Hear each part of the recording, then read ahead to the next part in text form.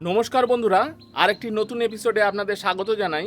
আজ এই হেমন্তের সকালে আপনাদের সাথে আবার কিছু গাছ সম্পর্কে খুব গুরুত্বপূর্ণ বিষয় নিয়ে আপনাদের সামনে আমি এসেছি।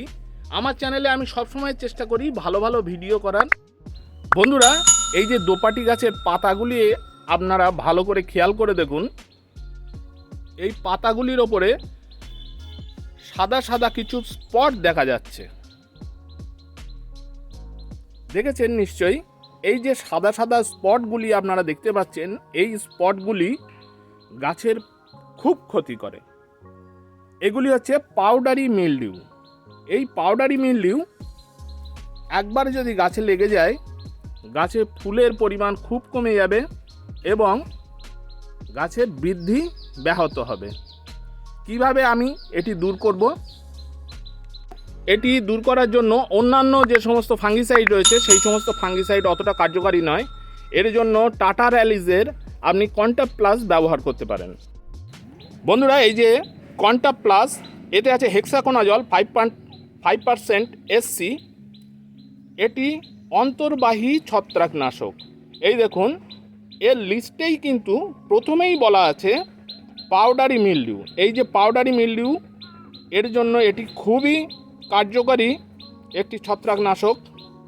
বন্ধুরা, আপনারা আপনাদের ছাদ বাগানে অল্প পরিসরে আপনি ব্যবহার করবেন যখন, তাহলে এখানে দেখুন 100 লিটার জলে আপনি 200 মিলিলিটার এখানে আপনার লিস্টে বলাই আছে। তাহলে আমি 1 লিটার জলে 2 মিলি আমি ব্যবহার করব। আসুন আমরা এই ছত্রাক কীভাবে দূর করতে হয় হাতে কলমে করে দেখি। বন্ধুরা, এখানে আমি 1/2 লিটার জল নিয়েছি। এইবার এই টাটা র্যালিস আমি এই 1/2 লিটার জলে কতটা মেশাবো? 1 ml। 1/2 লিটার জলে 1 ml ভালো করে শেক করে নিন। 1/2 লিটার জলে এই যে সাদা দুধের মতো অংশ দেখতে পাচ্ছেন, এখানে আমি 20 ফোঁটা হেক্সাকোনাজল আমি দিয়েছি। এবার ভালো করে শেক করে নিতে হবে। এইবার ভালো করে শেক করে নিন।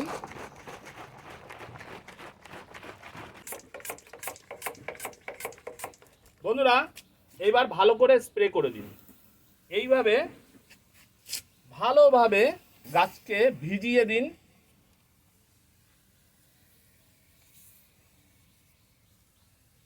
এই টাটা র্যালিসের কন্টাফ প্লাস পাউডারি মিলডিউ, এই ধরনের পাউডারি মিলডিউ, ডাউনি মিলডিউ, এই ধরনের ছত্রাকের ক্ষেত্রে খুবই কার্যকারী।